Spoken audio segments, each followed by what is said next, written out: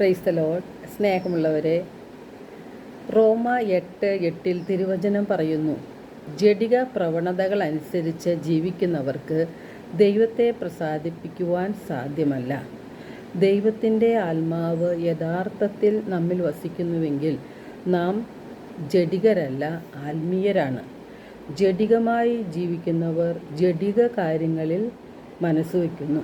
ആത്മീയമായി ജീവിക്കുന്നവർ ആത്മീയ കാര്യങ്ങളിൽ മനസ്സുവെക്കുന്നു.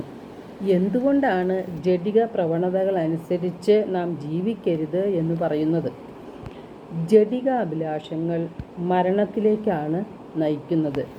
ആത്മീയ അഭിലാഷങ്ങൾ ജീവനിലേക്കും സമാധാനത്തിലേക്കും നമ്മെ നയിക്കും. ദൈവം തൻ്റെ പുത്രനെ നമ്മുടെ പാപങ്ങൾക്ക് പരിഹാരത്തിനു വേണ്ടി പാപകരമായ ശരീരത്തിൻ്റെ സാദൃശ്യത്തിൽ അയച്ചുകൊണ്ട് പാപത്തിന് ശരീരത്തിൽ ശിക്ഷ വിധിച്ചു. ഇത് നാം ശരീരത്തിൻ്റെ പ്രവണതകളനുസരിച്ച് ജീവിക്കാതെ ആത്മാവിൻ്റെ പ്രചോദനമനുസരിച്ച് ജീവിക്കേണ്ടതിനാണ്. യേശുവിൻ്റെ തിരുരക്തത്താൽ വിലയ്ക്ക് വാങ്ങപ്പെട്ടവരാണ് നാം ഓരോരുത്തരും. വീണ്ടും പാപം ചെയ്ത് ജഡികരായി ഈ ലോക മോഹങ്ങളിൽ മുഴുകി നാശത്തിലേക്ക് പോകുവാൻ ദൈവം ആഗ്രഹിക്കുന്നില്ല. ജഡികരായി ജീവിക്കുന്നവർക്ക് ദൈവത്തെ പ്രസാദിപ്പിക്കുക സാധ്യമല്ല എന്ന് തിരുവചനം പറയുന്നുണ്ട്. ജഡത്തിൻ്റെ വ്യാപാരങ്ങൾ എല്ലാവർക്കും അറിയാം. വ്യഭിചാരം, അശുദ്ധി, ദുർവൃത്തി, ശത്രുത, കലഹം, അസൂയ, കോപം, വിദ്വേഷം, മദ്യപാനം തുടങ്ങിയവയാണ്.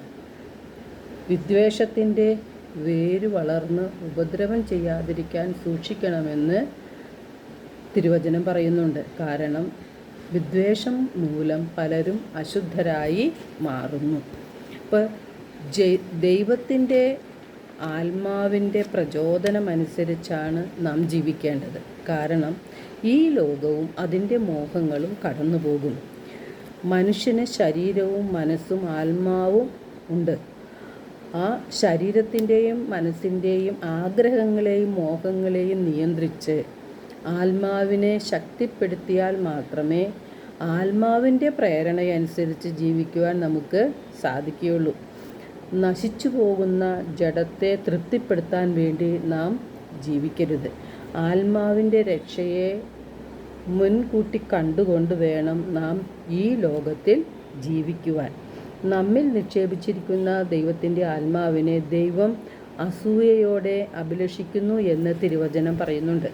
നമ്മുടെ ആത്മാക്കളെ രക്ഷിക്കാൻ കഴിയുന്നത് ജീവനുള്ള ദൈവത്തിൻ്റെ വചനങ്ങൾക്കാണ്. ആകയാൽ എല്ലാ അശുദ്ധിയും വർദ്ധിച്ചു വരുന്ന തിന്മയും ഉപേക്ഷിച്ച് നമ്മിൽ പാകിയിരിക്കുന്നതും നമ്മുടെ ആത്മാക്കളെ രക്ഷിക്കാൻ കഴിവുള്ളതുമായ ജീവൻ്റെ വചനത്തെ വിനയപൂർവ്വം നമുക്ക് സ്വീകരിക്കാം. എല്ലാവർക്കും ഒരു നല്ല ദിനം ആശംസിക്കുന്നു.